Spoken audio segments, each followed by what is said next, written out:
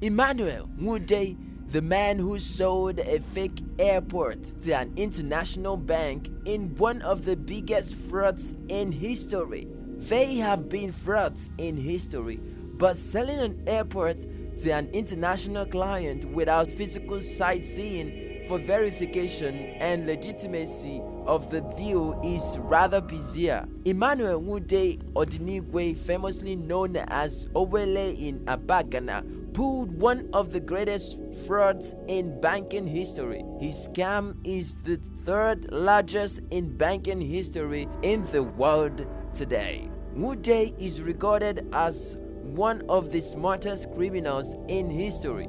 The banking frauds that are a step ahead of Nwude's stunts are the looting of the Iraqi central bank by Qais Hussein and Nick Leeson's trading losses at Bahrain banks. Emmanuel Nwude's top-notch fraud of $242 million. Nelson Sakaguchi, the director of the Brazil's Banco Neuroceta base in Sao Paulo, was the victim of Nwude's gimmicks. To perpetrate this huge crime, Nwude needed to appear in the robe of an influential Nigerian. The easiest personality he could wear at that time was that of Paul Ogwama, the then governor of the Central Bank of Nigeria. This personality was easy for Nwude to wear because he was the director of Union Bank of Nigeria then. So, mirroring the personality of any banker will come in a handful for Nwude. Aside from wearing Paul Ogwama's personality, Nwude needed other accomplices to facilitate the fraud. So he employed the expertise of Emmanuel Ofolo Nzerube Okolie and Obum Osakwe,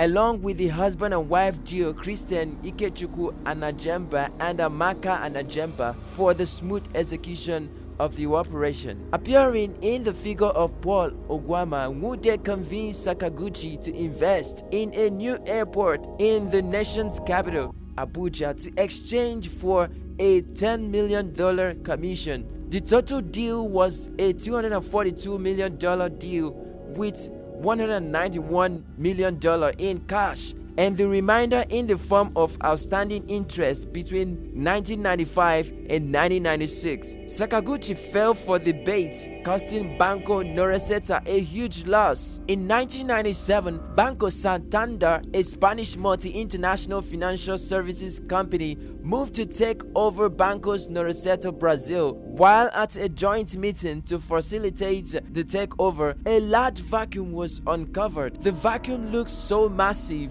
that it was given a proper look. It was uncovered that a huge sum of funds was laying fallow in the Cayman Island untouched. This fund is about 2/5 of the bank's total value and half of its capital. This led to the setup of a criminal investigation team in the countries where the individuals involved as residents. The countries are Brazil, Britain, Nigeria, Switzerland, and the United States. The newly constituted anti-graft agency, the Economic and Financial Crimes Commission (EFCC), hunted Nwude in Nigeria. Nelson Sakaguchi was arrested at New York's John F. Kennedy Airport and offloaded to Switzerland to stand trials on charges relating to setting up bank accounts there as part of the fraud. But to buffer the situation as damage control, the Simeonson and the Crochain families who owned the Banco Neuroceta paid the sum of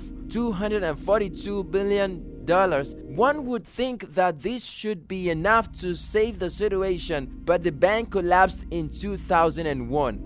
But as for Nelson Sakaguchi, he was arrested at New York's John F. Kennedy's airport and offloaded to Switzerland to stand trials on charges against him relating to fraud. As the request of the former Nigerian President Olusegun Obasanjo, the Economic and Financial Crimes Commission was created by Nigerian Parliament in 2002. In 2004, Nwude and his accomplices were arrested by EFCC and charged 86 counts ranging from bribery, fraudulently seeking advances, fees at the Abuja High Court. They all pleaded not guilty to the charges. However, the judge, Lawal Gumi, alleged that there was an attempt to bribe court staff. Years later, the case was thrown out by Gumi, who stated that the crime wasn't committed in Abuja, as the offense was committed in Lagos, miles away from his jurisdictions. Wude and his cohort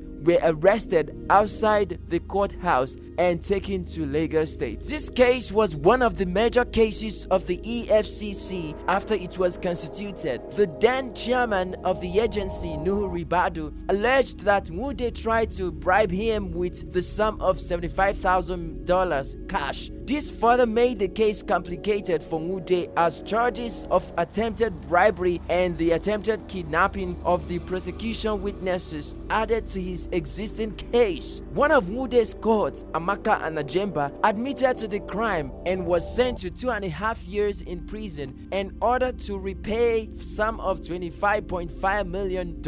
Later, Emmanuel and one of his accomplices, Nzeribe Okoli, pleaded guilty to the offense after testimonies from Sakaguchi. He was then collectively sentenced to 29 years in prison, with Wude receiving 5 concurrent sentences for 5 years, totaling 25, and Okoli receiving 4. This was accompanied by the confiscation of all Wude's assets. He was returned to the victim. Wude was released in 2006. But after his release, Wude filed a lawsuit to recover his assets. Did he recover that? Let's find out. If this video inspired you, please give it a thumbs up.